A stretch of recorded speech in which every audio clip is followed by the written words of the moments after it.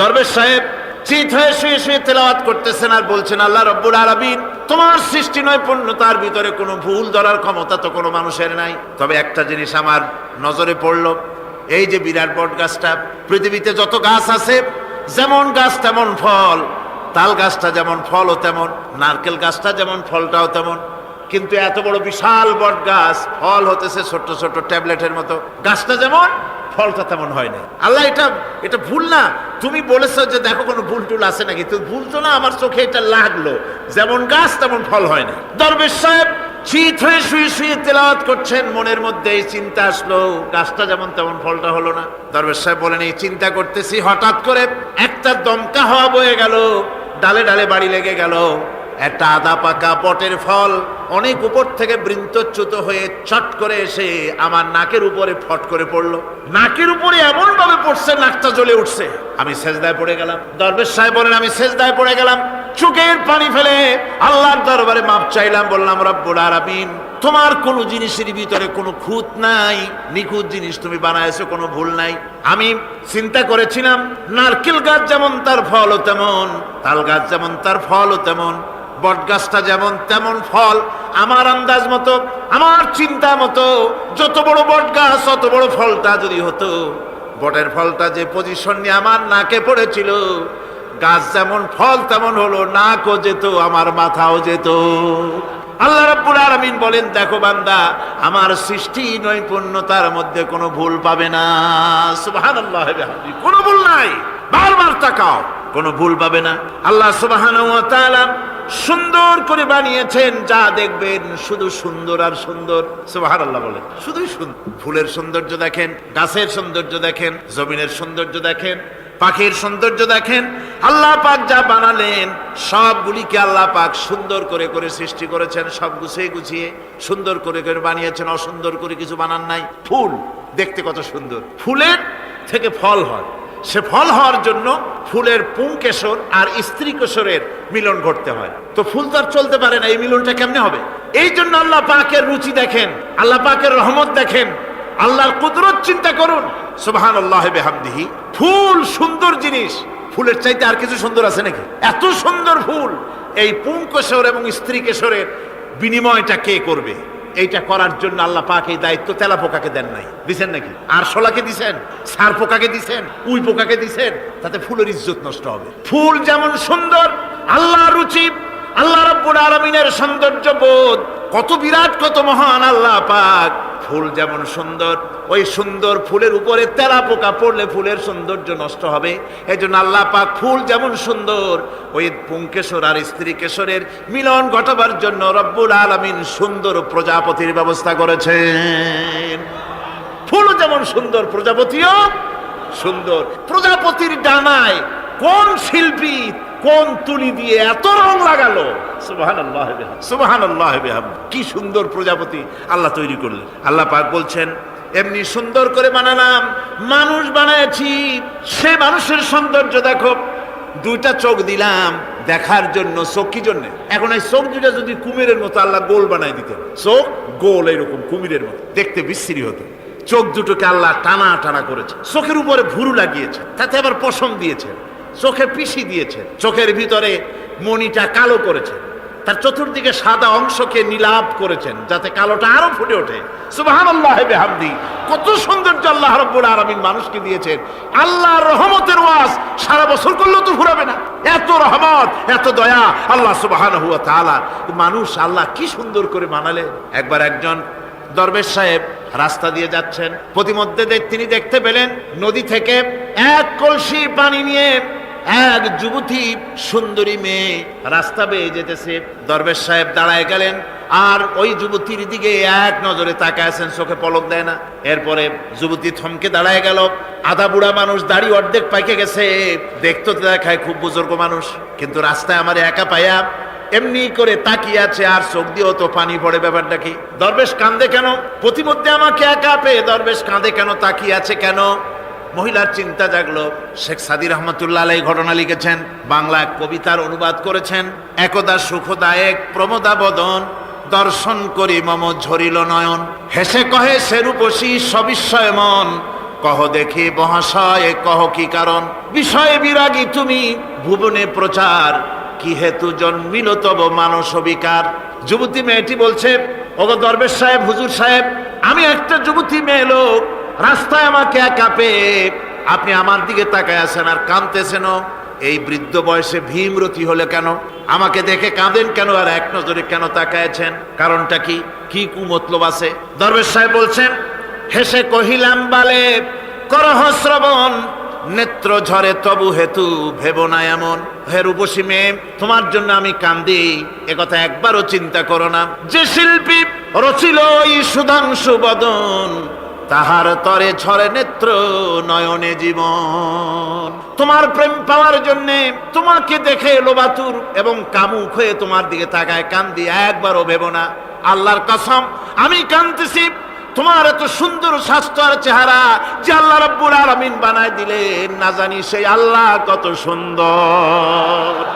যার সৃষ্টি এত সুন্দর সেই আল্লাহ রাব্বুল আলামিন না জানি কত সুন্দর। আল্লাহ পাক সেই সুন্দর আল্লাহ রাব্বুল আলামিনকে দেখার তৌফিক যেন আমরা পাই। জোরে বলেন আমিন, আর জোরে বলেন আমিন। আল্লাহ পাক বলছেন, আমি সুন্দর করে সব তৈরি করে দিয়েছি। বুঝবে তারা যারা চিন্তাশীল, যারা গবেষণা করে। ইন্না ফি খালকিস সামাওয়াতি ওয়াল আরদি ওয়া ইখতিলাফিল লাইলি ওয়ান নাহার লাআয়াতিন লিউলিল আলবাব। নিশ্চয়ই যারা নাকি জ্ঞানবান, তারা রাত এবং দিনের পরিবর্তন, আকাশ এবং জমিনের সৃষ্টি ইত্যাদির ব্যাপারে, এই সৃষ্টি নৈপুণ্যতার ব্যাপারে তারা চিন্তা করে, গবেষণা করে। এবং দিনের পার্থক্য মানুষের জীবন পদ্ধতিকে দুই ভাগে বিভক্ত করেছে, রাত এবং দিন। দেখেন আল্লাহর রহমত এবং কুদরত সব জায়গায়। রাত এবং দিন মানুষের জীবন চলার পথকে, জীবন পদ্ধতিকে কয় ভাগে ভাগ করেছে? দুই ভাগ। আল্লাহ পাক বলেন, ওয়াজআলনাল লাইলা লিবাসান ওয়াজআলনান নাহারা মাআশা। আমি রাতকে করেছি শান্তির বাহন, রাতকে করেছি আচ্ছাদন, শান্তির বাহন, আর দিনকে করেছি রোজগার করার জন্য। দিনের বেলায় রোজগার করবে, কামাই রুজি করবে, কল কারখানায় যাবে, খেতে খামারে যাবে, অফিস আদালতে যাবে, কাজ কাম করবে। এ কাজ করে করে শরীরের ভিতরে ক্লান্তি আসে, অবসাদ এসে যায়। আল্লাহ রাব্বুল আলামিন বলেন, আমি আবার রাত বানালাম।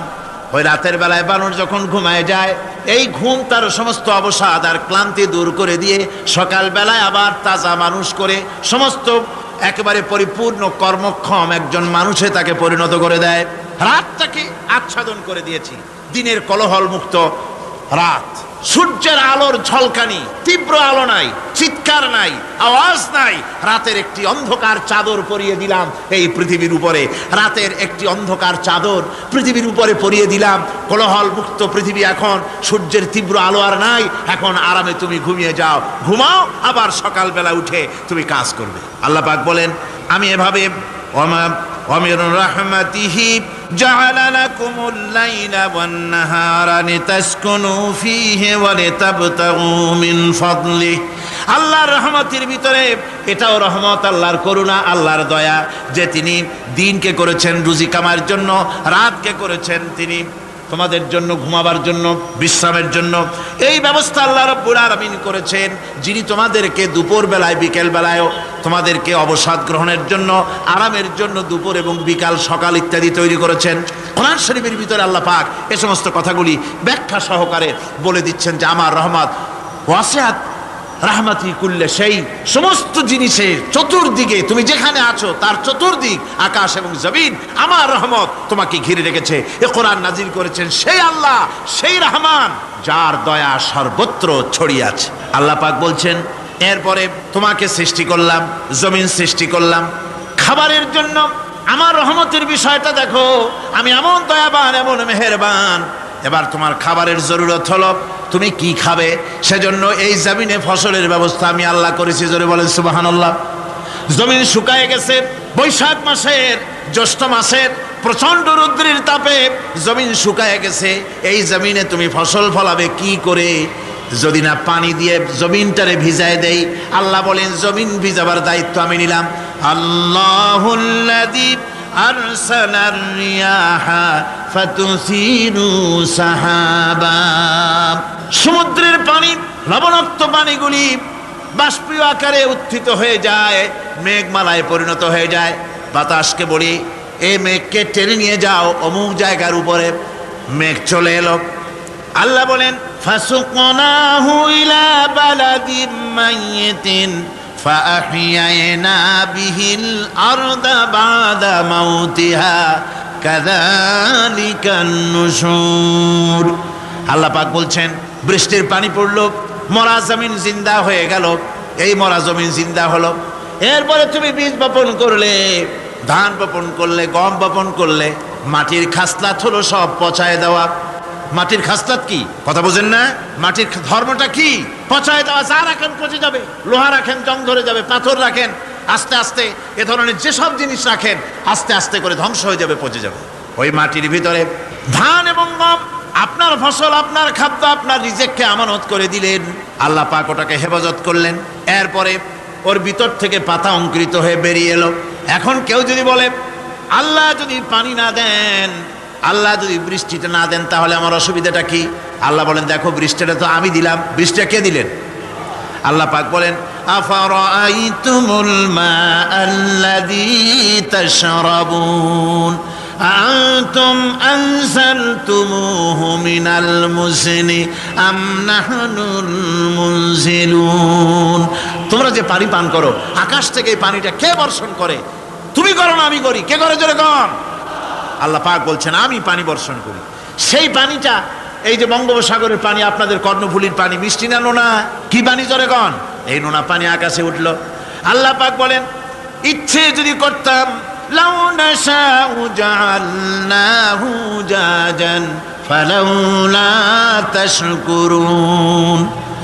পানি উঠালাম, নোনা পানি, ইচ্ছে করলে লবণাক্ত অবস্থায় অবতীর্ণ করে দিতে পারতাম, জমিনের ফসল সব নষ্ট হয়ে যেত।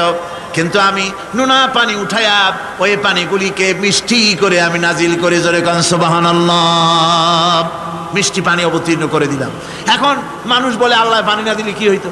আমাদের খাল আছে, বিল আছে, সাগর আছে, নদী আছে, পুকুর আছে, হাওড় আছে, টিউবওয়েল আছে, ডিপ টিউবওয়েল আছে। আল্লাহ বৃষ্টি না দিলে তো কি হয়ে গেল আমাদের? আল্লাহ পাক জবাব দিয়েছেন কুল আরাআইতুম ইন আসবাহা মাউকুম গাওরান ফামান ইয়াতিকুম বিমাইন মাইন। বলো দেখি, সবে শুকাইয়া যদি যায় এই জমিনের পানি, তাহলে হেথায় তটডির ধারা কে দিবে সবারে আনি?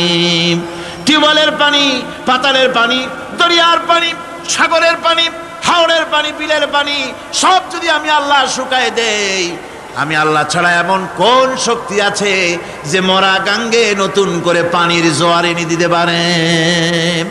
আছে কেউ? কেউ নাই।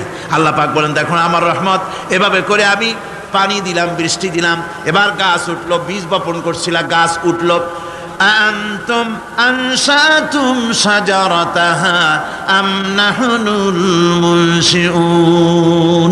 মাটি থেকে এই গাছকে কে উদ্গত করে দিল?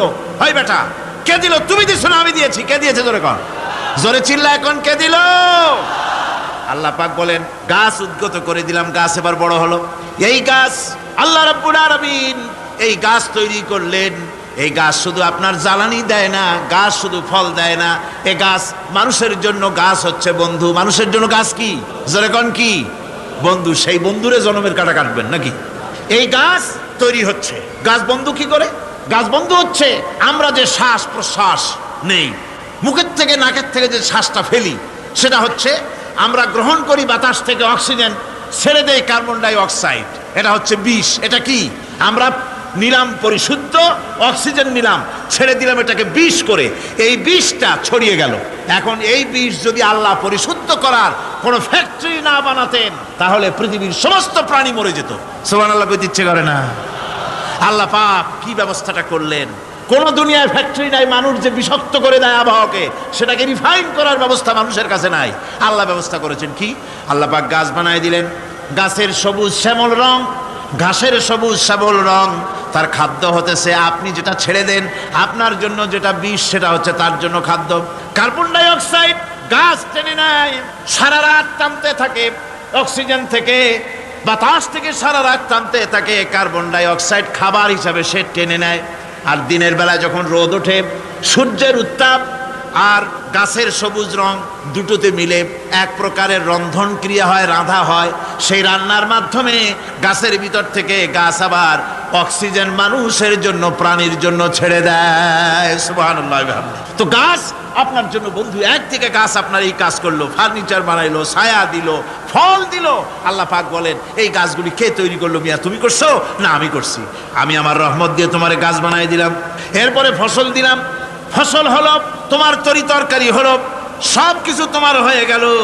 এবার ফসল দেখা মানুষে যখন দেখে জমিনে বড় বড় ধানের গোছা হয়েছে, মোটা মোটা ধানের গোছা হয়েছে, মোছে তখন তেল মাখে আর নতুন নতুন গানের আয়োজন করে।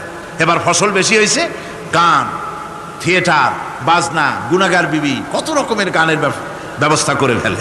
জমিনে ফসল আর মোছে তেল মাখে আনন্দে।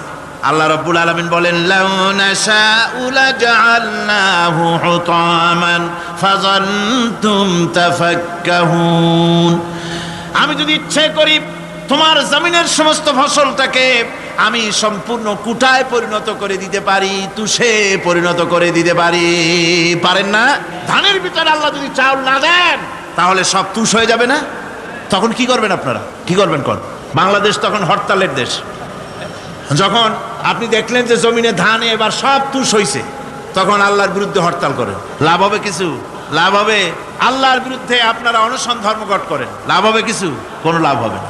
আল্লাহ রাব্বুল আলামিন বলেন, কোনো লাভ হবে না, বরং তোমরা তখন বলবে, ইন্না লামুগরামুন বাল নাহনু মাহরুমুন। কপালে তখন আঘাত করবে, করাঘাত করতে থাকবে আর বলবে যে আরে কপাল পোড়া হয়ে গেলাম, হতভাগ্য হয়ে গেলাম, বঞ্চিত হয়ে গেলাম, আল্লাহর রহমত থেকে সর্বনাশ হয়ে গেল। তখন কপালে আঘাত করা ছাড়া আর কিছুই করতে পারবে না। আল্লাহর বিরুদ্ধে মিছিল চলে না, সমাবেশ চলে না, বিক্ষোভ চলে না, হরতাল চলে না। মহান আল্লাহ রাব্বুল আলামিন বলছে, দেখো এইভাবে করে তোমার ফসলের ব্যবস্থা আমি আল্লাহ করেছি। আমি রহমান, আমি আল্লাহ পাক। কি এমন রহমান? আজ জমিনে ফসল বৃদ্ধির জন্য ইউরিয়া, সুপার সালফেট, সালফার সারের ব্যবস্থা হয়েছে, নানান জাতের সারের ব্যবস্থা হয়েছে। যখন এই সার মানুষ তৈরি করতে শেখে নাই, আবহমান কাল থেকে এই জমিনের জন্য সারের ব্যবস্থা কে করেছেন? জোরে কন। আল্লাহ পাক বলেন, আমিন আয়াতিহি আইয়ুরিকুমুল বারকা খাউফাও ওয়া তামাম। আমার অসংখ্য নিদর্শনাবলীর মধ্যে এটাও একটি নিদর্শন যে আকাশে বিদ্যুৎ চমকে মেঘের গর্জন হয়। এই যে বিদ্যুৎ চমকে গর্জন হয়, এর মধ্যে রয়েছে মানুষের জন্য ভীতি এবং আশা। তারা ভয় পায়, আর এর মধ্যে আশাও রয়েছে। আশাটা কি? আশা হচ্ছে এই যে বিদ্যুৎ যে বছর যত বেশি চমকায় মেঘে, সে বছর জমিনে ফসল তত বেশি বাড়ে। কৃষিবিদরা বলেছেন, বিদ্যুৎ যত বেশি চমকায় জমিনের ফসল তত বেশি বাড়ে। সুবহানাল্লাহ বিহামদিহি। এর একটা সিস্টেম আছে, সেই সিস্টেম অনুযায়ী আল্লাহ জমিনে ফসল বাড়ায় দিলেন। আল্লাহ ফসল দিলেন। এবার আপনার আল্লাহ পাক বলছেন, দেখো ফসল দিলাম, ধান হলো, চাউল হলো, মাছ হলো, গোশ হলো, সব হয়ে গেছে, এখন তুমি খাবে। রান্না বান্না হয়ে গেল। রহমত আমার দেখো, আমার রহমতটা দেখো। এ কোরআন শিখাইছেন সেই আল্লাহ রাব্বুল আলামিন, যার নাম রহমান। জোরে বলেন, তার নাম কি? রহমান। চাউল হয়ে গেছে, চাউল তো শুধু ভর্তা বানায় খাওয়া যাবে না। ভাত হয়েছে, আটা দিয়া রুটি তৈরি হয়েছে, কি দিয়া খাবেন? আল্লাহ রাব্বুল আলামিন আপনার পুকুরের ভিতরে মাছ দিয়া দিলেন, জন্তু জানোয়ার দিলেন, চার পায়া জানোয়ারের গোশত হালাল করে দিলেন, পাখির মাংস আল্লাহ রাব্বুল আলামিন হালাল করে দিলেন। এখন মাছ হলো, গোশ হলো। মাছ আর গোশ সিদ্ধ করে খাওয়া যাবে? জোরে বলেন, যাবে? যাবে না। তার গন্ধ নষ্ট করতে হবে আর সুঘ্রাণ সৃষ্টি করতে হবে। এই গন্ধ নষ্ট করে সুঘ্রাণ সৃষ্টি করার জন্য লবঙ্গ তৈরি করলেন কে? কথা কন না কেন? এলাচি কার? দারচিনি কার? লবণ কার? মরিচ কার? হলুদ কার? পেঁয়াজ কার? সুবহানাল্লাহ বিহামদিহি। এত নিয়ামত আল্লাহ রাব্বুল আলামিন বলেন, ওয়া ইন তাউদ্দু নি'মাতাল্লাহি লা তুহসুহা। আমার নিয়ামত গণনা করে করে আমার নিয়ামত গুণে শেষ করতে পারবে না, এত নিয়ামত আমি দান করেছি। এরপরে তরি তরকারি হলো, মাছ গোশ খেতে খেতে অস্থির হয়ে যাবে। তারপরে তরি তরকারি দিলাম, শাক সবজি দিলাম, সব কিছু আমি আল্লাহ রাব্বুল আলামিন দিয়েছি। আমার নাম রহমান, তোমার সমস্ত প্রয়োজন আমি দিয়েছি, মিটাই দিয়েছি। এবার তরি তরকারি হলো, আর মানুষ তরি তরকারি খাইলো, আল্লাহ শুকর আদায় করলো না। শুকর আদায় করে না। এত সুন্দর মজার কদু, সেই কদু খায়, আর কদু খাইয়া মোসে তাও মারে আর বলে স্বাদের লাউ বানাইলো বৈরাগী। আল্লাহ শুকর আদায় করে, আল্লাহর নিয়ামতের শুকরিয়া আদায় করে। আমার ভাইয়েরা, আল্লাহ রাব্বুল আলামিন বলেন এই পৃথিবীর আমি রহমান, কোরআন আমি শিখাইছি আমি রহমান। এমন রহমান শুধু মানুষকে খাবার দেই না, এই পৃথিবীর সকল প্রাণীকে আমি খাবার দেই। জোরে কান সুবহানাল্লাহ। সকল প্রাণীর খাবার কে দেন? ওয়ামা মিন দাব্বাতিন ফিল আরদি ইল্লা আলাল্লাহি রিজকুহা। এই পৃথিবীর বুকে এমন কোন বিচরণশীল জীব নাই যে জীবের রিজকের দায়িত্ব আমি আল্লাহ গ্রহণ করি নাই। সমস্ত রিজকের দায়িত্ব কে নিয়েছেন? চিল্লায় এখন আল্লাহ সুবহানাহু ওয়া তাআলা। আচ্ছা আপনি কোন তো দেখি, একজন জমিদার, একজন বড় লোক, চৌধুরী, খুব বড় লোক, তার বাড়িতে 20 জন লোক গেছে রাতের বেলায়। 20 জন লোক গিয়ে মেহমান হইল। মেহমান হইয়া তারা বলতেছে, সাহেব আমরা তো মেহমান, আমি এক একজন এক এক রকমের খাবার চাইলো। একজনে বললো আমি হরিণ খাবো, আর একজনে কয় আমি মুরগি খাবো, আর একজনে বললো আমি খরগোশ খাবো, আর একজনে বললো আমি হাতি খাবো, আর একজনে বললো আমি ছাগল খাবো। 20 জন মানুষে 20 রকমের খাবার চাইলো। একজনে কয় বোয়াল মাছ খাবো, আর একজনে কয় রুই মাছ খাবো। 20 জনে 20 রকমের খাবার দাবি করলো। বলেন জমিদার তো বাড়ির জমিদারের বাপ, সেও কি পারবে 20 জনকে 20 রকমের খাবার পরিবেশন করতে? কোন প্রস্তুতি ছাড়া পারবে? পারবে। কোন প্রস্তুতি ছাড়া জমিদার হোক রাজা বাদশাহ হোক 20 জন মানুষের খাবার 20 রকমের দিতে পারে না।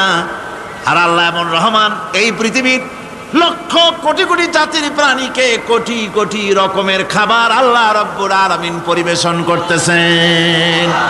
সাপের খাবার একরকম, ব্যাঙের খাবার আর এক রকম। ব্যাঙে যা খায় সাপে তা খায় না, সাপে যা খায় ব্যাঙে তা খায় না। হাতির খাবার, গন্ডারের খাবার, ভল্লুকের খাবার, বাঘের খাবার, সিংহের খাবার, মানুষের খাবার, ছাগলের খাবার, মুরগির খাবার, মশার খাবার, সারপোকার খাবার, সমস্ত খাবার ভিন্ন ভিন্ন। আবার সমস্ত খাবারের মজা আল্লাহ রাব্বুল আলামিন আলাদা আলাদা করে দিয়েছেন। এমন রহমান, আপনার পেট ভরবেন শুধু স্বাস্থ্য বানাবার জন্য, পেট ভরে খাওয়া দরকারটা ছিল। আল্লাহ পাক দেখলেন যে না, শুধু পেট ভরলে তো এরকম খাইতে চাইবে না, তাই আল্লাহ রাব্বুল আলামিন জিহ্বা দিয়ে দিলেন যাতে করে মজা লাগে আর খায়। সব রকমের মজা, এক এক গোশতে, এক এক মাছে, এক এক তরকারিতে এক এক রকম মজা না, সব রকম মজা, সব একরকম মজা, ভিন্ন ভিন্ন রকমের মজা। আল্লাহ পাক বলেন আমি রহমান, দেখো আমি কিভাবে খাওয়াই। ওয়া কাইয়্যিম মিন দাব্বাতিন লা তাহমিলু রিজকুহা আল্লাহু ইয়ারযুকুহা ওয়া ইয়্যাকুম। এই পৃথিবীতে এমন অনেক বিচরণশীল জীব আছে যে প্রাণীরা নিজের জন্য কোনো সঞ্চয় করে না, সঞ্চয় করে শুধুমাত্র পৃথিবীর মানুষ।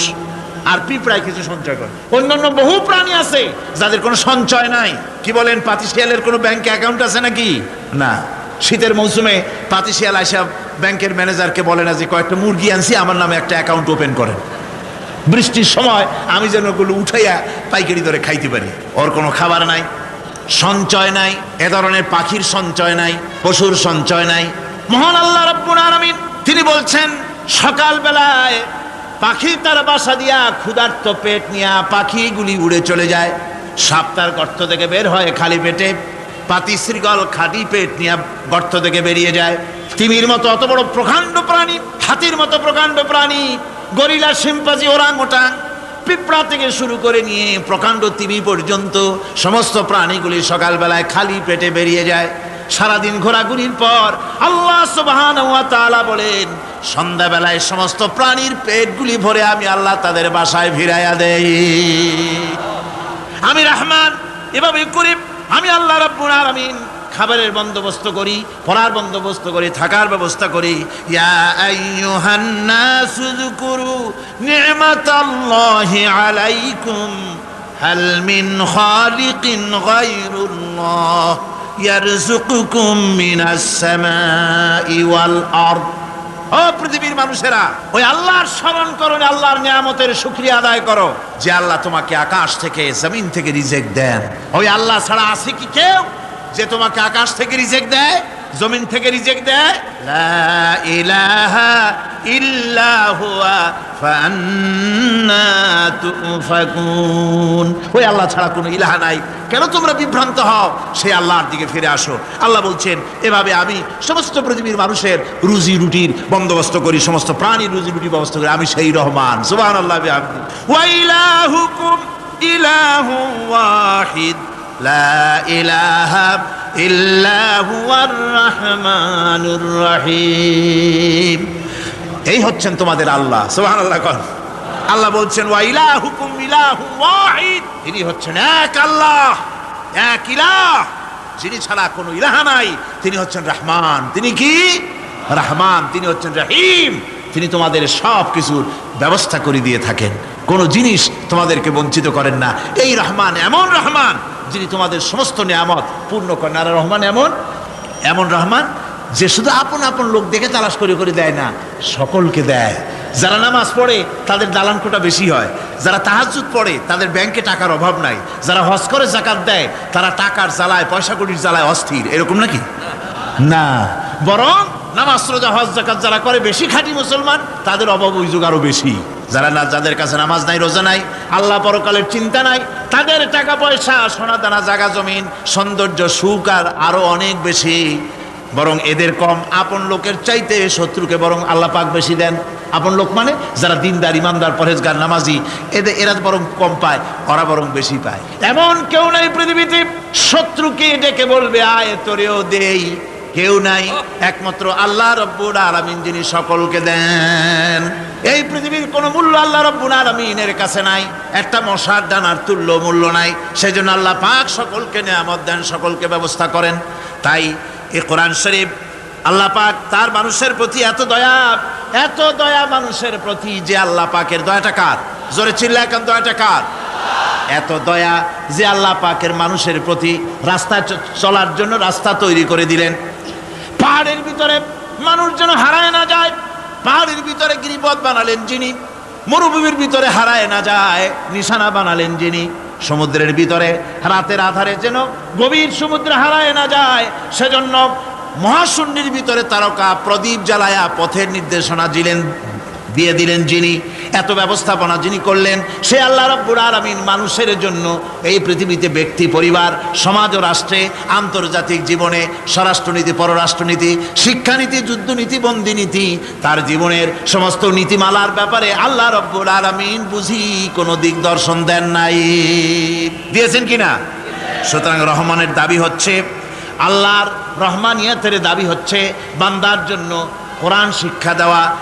যত শিক্ষা আল্লাহ দিয়েছেন, যত দয়া আল্লাহ বান্দাকে করেছেন, সবচাইতে বড় দয়া কোরআন শিক্ষা দেওয়া। জোরে কান সুবহানাল্লাহ। যত দয়া, যত নিয়ামত, যত রহমত আল্লাহ বান্দাকে করেছেন, তার মধ্যে শ্রেষ্ঠ রহমত, শ্রেষ্ঠ দয়া, শ্রেষ্ঠ করুণা মানুষের জন্য, আল্লাহর এই পৃথিবীর মানুষের জন্য সবচাইতে শ্রেষ্ঠ দয়া কি? জোরে বলেন কি? কোরআনের শিক্ষাই হচ্ছে আল্লাহ পাকের এই মানুষের জন্য সর্বশ্রেষ্ঠ দয়া।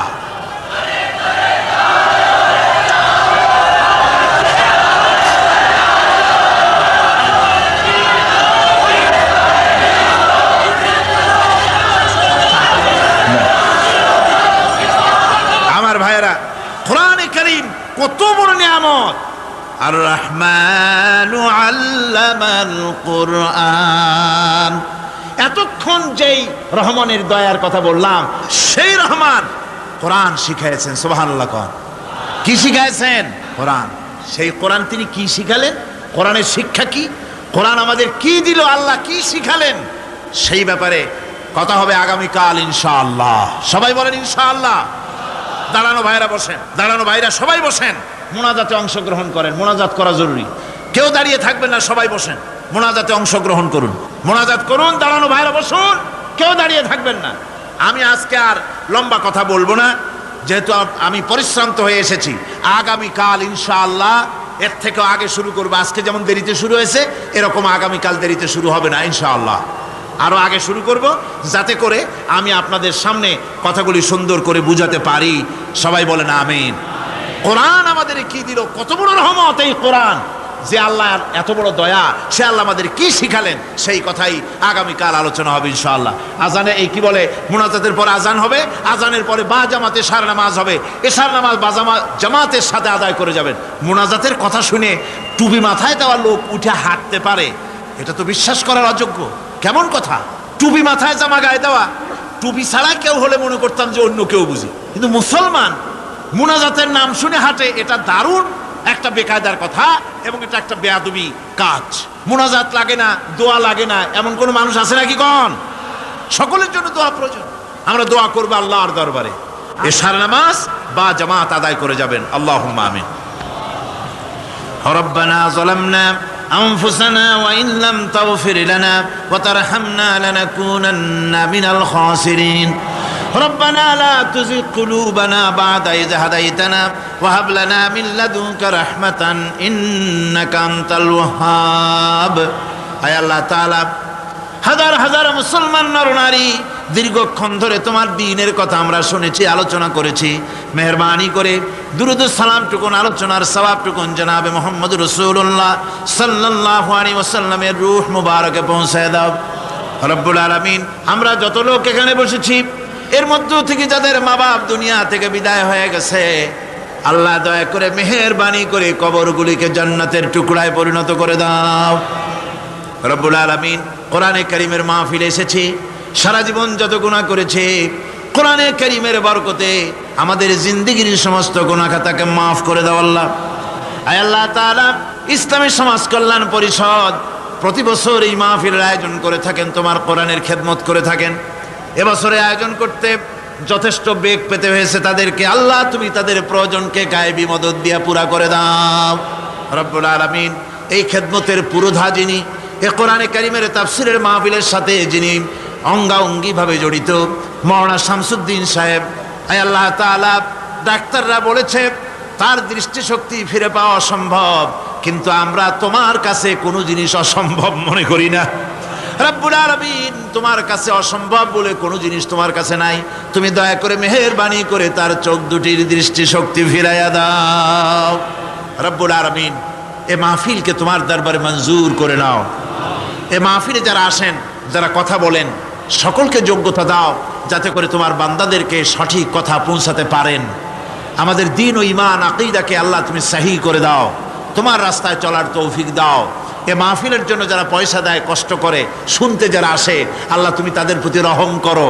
এই মাহফিলে বাংলাদেশের বিভিন্ন জেলা থেকে লোক আসে, বিভিন্ন জায়গা থেকে লোক আসে, বাড়িঘর ফেলে আসে। আল্লাহ প্রত্যেকের বাড়িঘর, বিবি বাল বাচ্চা তুমি হেফাজতে রেখো, সকলকে তুমি হেফাজতে রেখো রব্বুল আলামিন। অনেকে দোয়া চেয়েছেন, অনেকের অসুখ। এক মহিলা লিখেছেন প্রতি বছর তিনি আসেন, এবার আসতে পারেন নাই, তিনি খুব দুঃখ করে লিখেছেন, আল্লাহ তুমি তাকে সুস্থ করো, ভালো করে দাও, যাতে অন্তত এই মাহফিলে একটা বারের জন্য তিনি আসতে পারেন, এর সুযোগ করে দাও। যত লোক অসুস্থ আছে, যত জায়গায় অসুস্থ আছে, অপারেশন হচ্ছে অথবা রোগ আছে, আল্লাহ তুমি সকলের রোগ ব্যাধি দূর করে দাও আল্লাহ।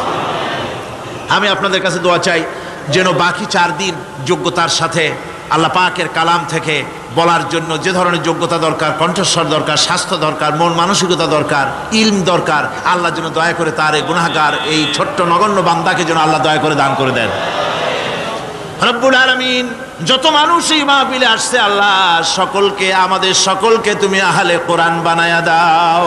তুমি দয়া করে রহমান নামের ওসিলায় যে কিতাব আমাদেরকে দিলা আল্লাহ, এই কিতাবের যথাযোগ্য সম্মান মর্যাদা দেওয়ার তৌফিক আমাদের দাও, আমল করার তৌফিক দাও। এই কোরআনের সুপারিশ কিয়ামতের দিন আমাদের জন্য নসিব করে দাও। ربنا تقبل منا إنك أنت السميع العليم وتب علينا إنك أنت التواب الرحيم سبحان ربك رب العزة عما يصفون وسلام على المرسلين الحمد لله رب العالمين واجعل آخر كلمة عند الموت لا إله إلا الله محمد رسول الله السلام عليكم ورحمة الله